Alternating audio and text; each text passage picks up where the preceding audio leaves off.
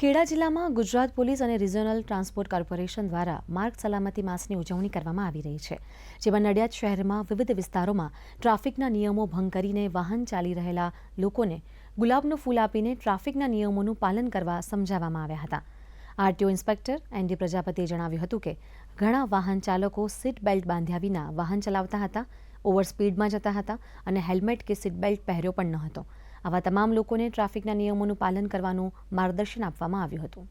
Road ઉપર helmet પહેરીને જે ફરતા હોય અને હેલ્મેટ વગર પણ ફરતા હોય એ લોકોને એક ફૂલ આપીને એક અનુરોધ કરવામાં આવે છે કે તમે હેલ્મેટ પહેરજો। અને બીજું એ કે ગાડી ચલાવતા હોય જેને સીટ બેલ્ટ પહેર્યો હોય અને ના પહેર્યો હોય બંનેને ફૂલ આપીને એક અનુરોધ કરવામાં આવેલ છે કે તમે સીટ બેલ્ટ પહેરજો અને બીજાને પણ સીટ બેલ્ટ પહેરવા માટે અનુરોધ કરજો। ઓવર સ્પીડિંગમાં વાહન ન ચલાવવું જોઈએ, રોંગ સાઈડમાં વાહન ન ચલાવવું જોઈએ।